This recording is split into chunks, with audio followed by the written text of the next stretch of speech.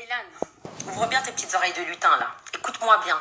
Écoute-moi bien, je vais être ton pire cauchemar. Tes cernes, elles vont arriver jusqu'à là tellement que t'arrives pas à dormir. T'as compris? Avec ton vieux hippopotame là qui dort dans le lit pendant que toi tu fais le chien là sur le canapé. Vous prenez pour qui? Tu crois que j'ai besoin de toi pour faire le buzz? T'as cru que t'étais David Beckham? Redescends mec, redescends, t'es personne, t'as pas le niveau, je te l'ai déjà dit. Et toi, la Marie-Charlotte de Versailles là, tu vas me la faire à l'envers? Mais moi je vais sortir des dossiers sur vous, vous êtes pas prêts, préparez-vous là, préparez-vous. T'es trop chou. T'es choqué, t'es chaud. T'es chaudasse. Tu faisais quoi d'ailleurs à Miami? C'était qui le vieux avec qui tu traînais? Comment t'as eu ton passeport d'ailleurs? T'es choquée là? Mimi, t'es pas choquée là?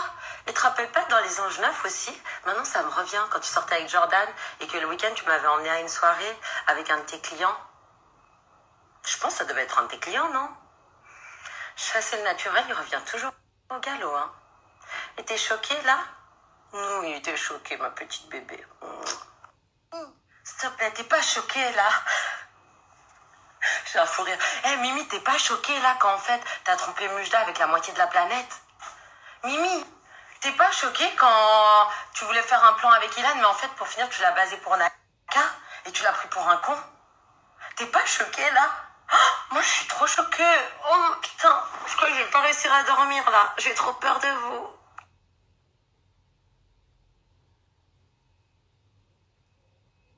En fait, Ilan, tu sais, ta petite manipulation, ça marche pas avec moi. Moi, je sais qui je suis, je sais exactement mes travers et je vais vous expliquer toute l'histoire. Vous allez mieux comprendre.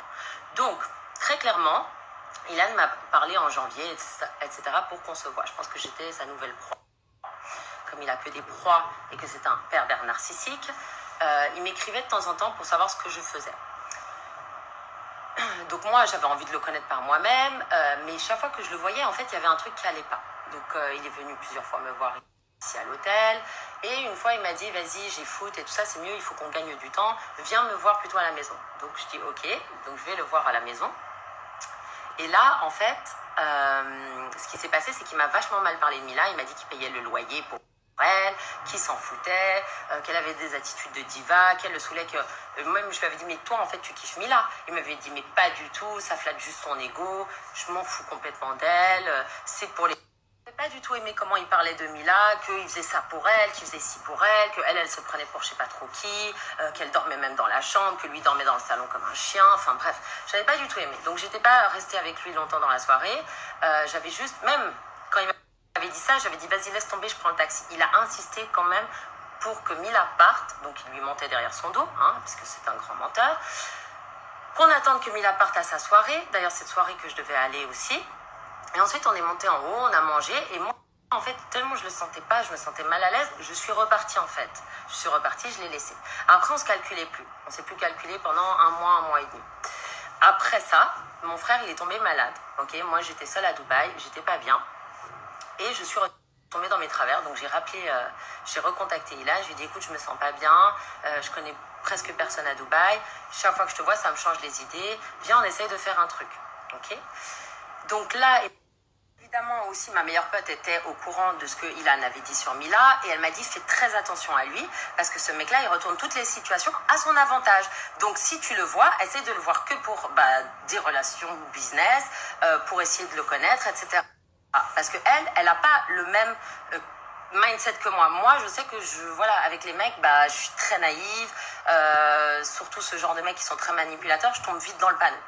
Donc elle m'a dit, ce serait bien déjà de le voir que dans des lieux qui sont publics, comme ça, s'il y a quoi que ce soit, au moins tu as les preuves que vous êtes vus. S'il voit d'autres filles derrière qui t'écrivent, au moins tu peux confirmer que vous vous voyez et qu'ils te prennent pas pour une conne, en fait, qui t'utilisent et qui te jettent.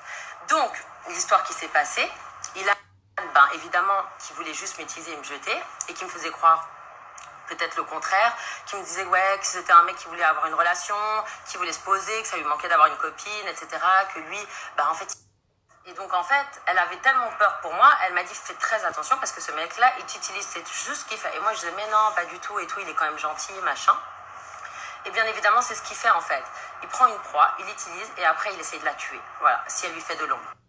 Et il la menace. Et il m'a menacé, il m'a menacé à plusieurs reprises.